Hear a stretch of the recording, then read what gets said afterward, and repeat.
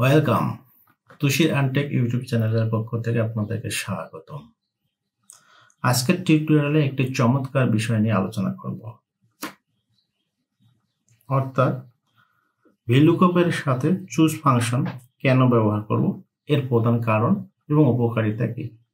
আমরা জানি কোনো কিছু শিখতে হলে তার আগে অবশ্যই থিওরিক্যাল বিষয়টি থেকে সম্পূর্ণ জ্ঞান থাকা আবশ্যক।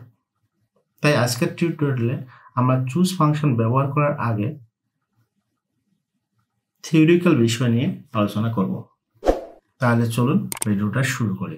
ভিডিওটা শুরু করার আগে আপনাদের কাছে একটা রিকোয়েস্ট, প্লিজ আমার চ্যানেলটি সাবস্ক্রাইব করবেন এবং পাশে থাকা বেল আইকনটি অন করবেন। ইতিপূর্বে যারা চ্যানেলটি সাবস্ক্রাইব করেছেন তাদেরকে অসংখ্য ধন্যবাদ। আমি নিত্য নতুন প্রতিদিন 7টায় ভিডিও নিয়ে হাজির হচ্ছি। যদি ভিডিওগুলো ভালো লাগে লাইক কমেন্ট শেয়ার করতে ভুলবেন না। তাহলে চলুন মূল ভিডিওটা শুরু করি।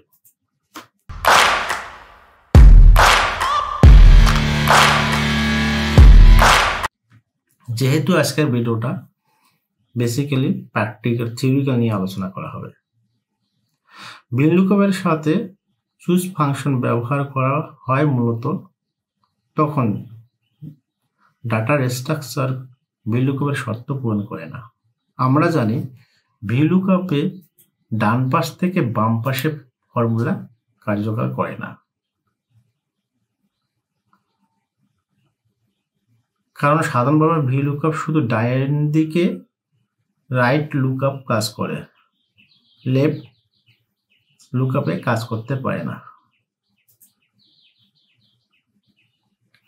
এখন প্রধান উপকারিতা বা বেনিফিটটা কি? লেফট লুকআপ করা যায় সবচেয়ে বড় সুবিধা। সাধারণত ভিলুকআপ কেবল ডান দিকে কাজ করে, কিন্তু চুজ ফাংশন দিয়ে কলামের অর্ডার পরিবর্তন করে নিলে ভিলুকআপ বাম দিক থেকে মান বের করতে পারে।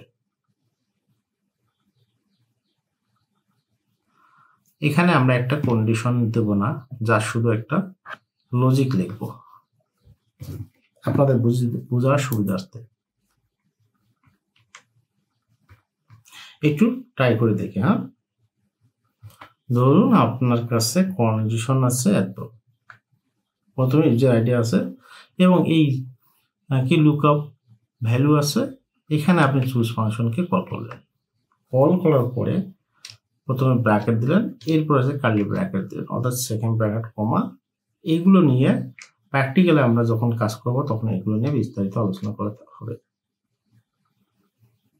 এর পরবর্তীতে আমরা যখন করব B2 থেকে B10,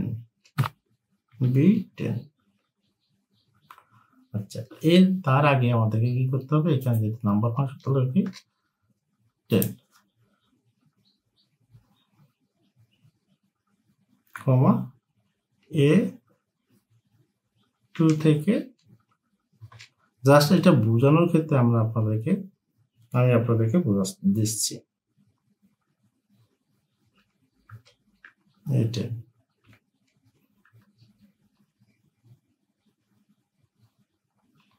কমা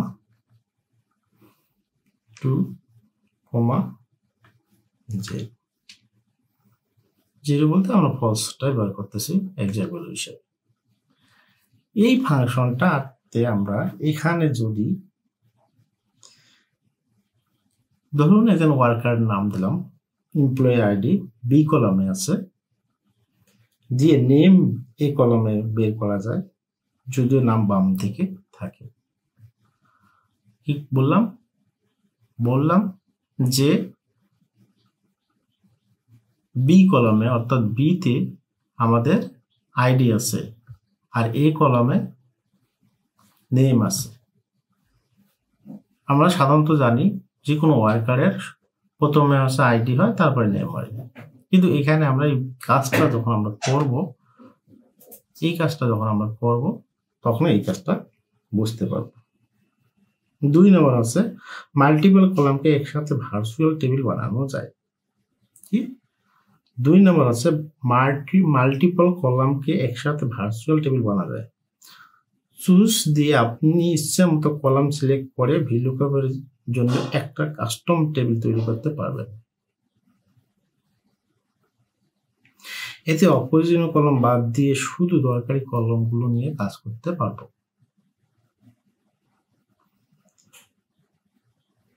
এরপর আমাদের আছে ফ্লেক্সিবল লুকআপ। ডাটার আসল অর্ডার না বদলিয়ে শুধু ক্যালকুলেশন প্রয়োজনীয় অর্ডার নিয়ে তৈরি করা যায়। যেমন আমরা কি করছিলাম, এখানে দ্বিতীয় কলামকে VLOOKUP কি হিসাবে এবং রেজাল্ট হিসাবে আমরা কি চাইছিলাম, এই কলামকে ব্যবহার করতে পারছি, তার মানে এটা আমার মান চলে আসবে। আচ্ছা, এখানে 10 আছে, এইটা 10 পর্যন্ত আছে। এখানে আমাদেরকে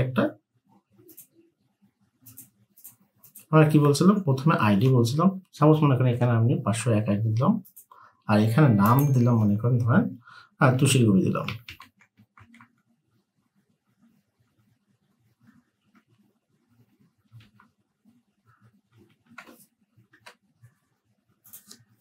দেখছেন, VLOOKUP এ এই কাজটা আমরা করতে পারতাম না, অর্থাৎ আইডি ডান পাশ থেকে বাম পাশে কল করা, এই জন্য আমরা চুজ ফাংশনটা ব্যবহার করছি, যেটা আমরা কি হিসাবে কি ব্যবহার করলাম, বি কলামকে কি হিসাবে ব্যবহার করলাম এবং ডান কলামকে রেজাল্ট হিসেবে নিয়ে আসলাম। 4 নম্বর আছে একই সাথে একাধিক ক্রাইটেরিয়া ম্যানেজ করা সহজ। একাধিক ক্রাইটেরিয়া বলতে একাধিক শর্ত আর কি, শর্ত ব্যবহার করা সম্ভব। ইফ বা কানেক্টর ব্যবহার করে ডেটা পরিবর্তন করা দরকার হয় না, শুধু চুজ দিয়ে ডাইনামিক টেবিল বানানো সম্ভব। আচ্ছা, এতক্ষণ যে বিষয়গুলো আলোচনা করলো তার একটা সামারি তো অবশ্যই দরকার, তাহলে আমাদের মস্তিষ্কে মনে থাকবে। 1 নম্বর আছে VLOOKUP plus choose left VLOOKUP সম্ভব। ডেটার অর্ডার পরিবর্তন না করেও কাস্টম লুকআপ টেবিল বানানো যায়। 3 নম্বর আছে ফ্লেক্সিবল এবং ডাইনামিক লুকআপ তৈরি। যদি ভিডিওটা ভালো লাগে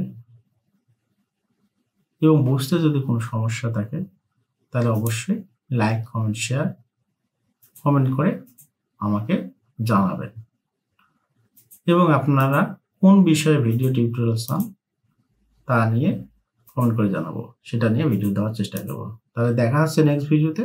সে পর্যন্ত ভালো থাকুন, সুস্থ থাকুন। আল্লাহ হাফেজ।